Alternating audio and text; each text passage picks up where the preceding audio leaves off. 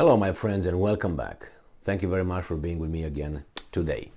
Today's video will be about neutrality of notions or terms or values.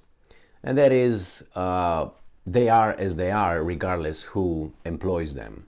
They are just notions, terms that have no attachment to any or no allegiance to anything else, like he is French, he is Romanian, he is whatever, fat, thin, or so on. And I'm talking about courage. Courage is as it is. It doesn't really matter who employs it.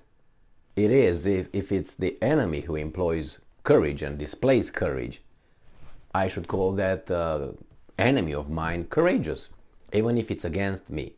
Because courage is not attached to, you have to be on the right side of the equation. So let me read you a little article here about a courageous guy who, courageous according to the Russians, and obviously Russians are the bad dudes. So these guys are upset that he was he received an order of courage, this guy. And he is, on top of being a Russian, so that's strike one, or man, strike two. The third one is that he is a convicted criminal. So we have a problem here, okay, according to Ukrainska Pravda. So this article, as I said, comes from today, November 22nd. Wagner Group fighter convicted of double murder receives order of courage.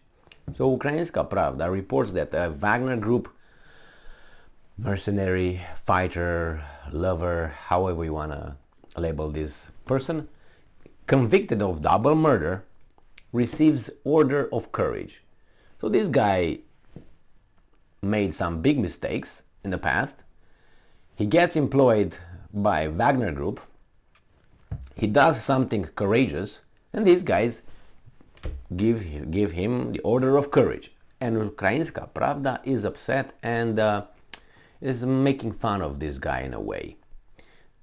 So Konstantin Kiselyov, who had been imprisoned for a double murder and later recruited to fight in Ukraine as part of the Wagner Group, has been awarded the Order of Courage in the Russian Federation.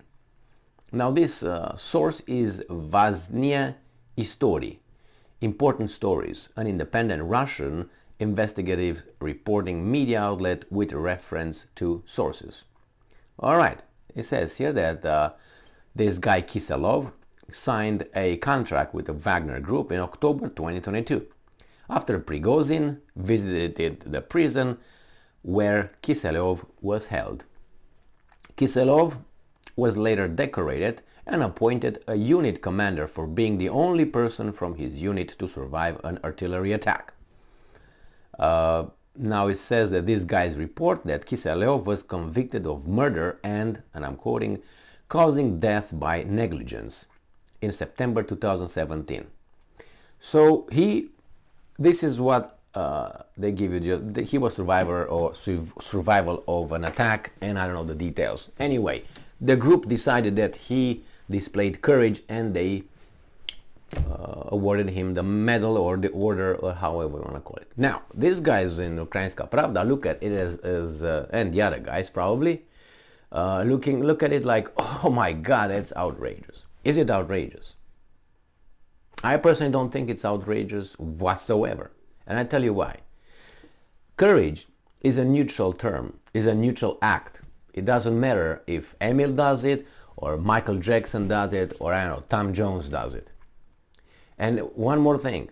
These guys are upset that this criminal who committed some sins got awarded something like that. Now, do you think that people who fight in the wars are saints? Are you a saint? I know I am not. So if I don't know, do something that is worthy of being called courageous, and let's say I'm in the military, should I not be awarded a Medal of Courage because I had many sins in my past? And if you don't want to call them many sins because maybe you're not religious, call them things that you are not proud of. So you should refuse and say, no, only the pure ones should get the order, the medal of courage. No, obviously that's idiotic. So these guys are idiotic. And I'm not defending the Russians, I'm defending the principle of courage, the term, the notion. Remember, maybe, there was a little attack in a gay homosexual bar here in the United States. I think it's in Colorado. And it was a guy over there who showed up with 2 guns, I think. And he started shooting. And he killed a few people, injured and so on. Now, it was one guy who jumped and restrained this guy, physically got his weapons and held him down. Now, was that courageous, a courageous act? The guy had 2 guns shooting, and this guy just jumped on him and saved the lives of more people. Of course he was, his act was courageous. He's a courageous guy, right? He's brave. Now, what if you would find that this guy who jumped, the courageous guy, was, let's say, a racist? Would his action be considered courageous? What if he was a white supremacist? Would that be courageous? Would we still call the guy courageous? Or let's say he was convicted of, I don't know, some criminal acts against children or against, I don't know, whatever. Would that act be considered courageous? Yes. Yes. So what is so hard for Ukrainska Pravda, the whole article, to consider this guy, whatever his name is, courageous and say, look at these guys? Well, the answer is very easy to provide. One, these guys are in a war with those guys, so you understand the hatred and I don't know, opposition to the Russians first, right? And secondly, maybe this guy is not very bright. The problem is he's writing this article for the audience who are gonna read it, and there are people who don't think the way we think, and they will look at it as being a honest and correct and fair interpretation of reality. And that criminal, look, he was awarded that order of honor, victory and whatever.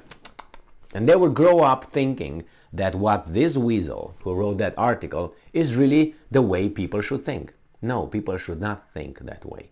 Certain kind of people should think that way, below 86 and so on, but not other people. If you want to improve the quality of society, don't think like this and don't promote things like this. It must have been someone over there who said, wait, Gigi, that's idiotic. You're not going to promote, I'm not going to print this. But that guy, Lulu, didn't tell Gigi that it was idiotic because he was on the same page. And these guys are not necessarily idiots. These guys are just have ideology, and in this instance, they are, as I said, subjective because they are involved in a direct war with the enemy. But still, courage should be called courage, regardless who does it.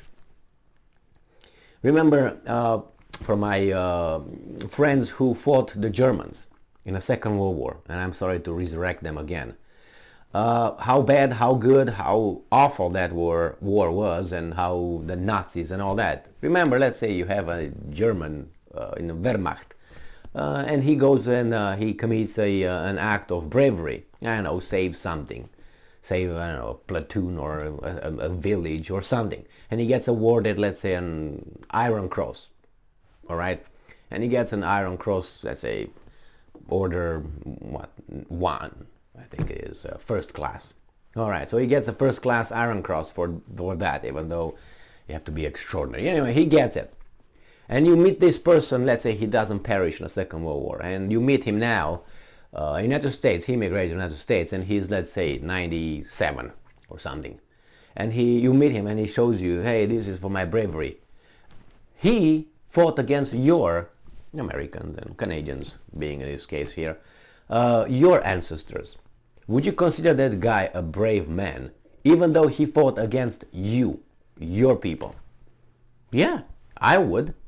I would not agree with him fighting, but that's a different story because he was enrolled in another country's military and so on. But his act crosses the boundaries of names, races, ethnicities, religions, and past events.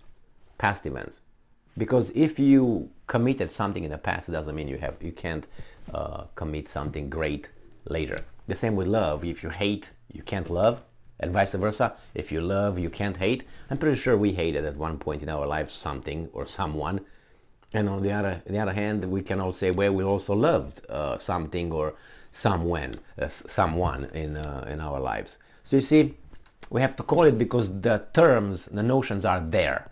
We come and go. Thank you very much for being with me again today.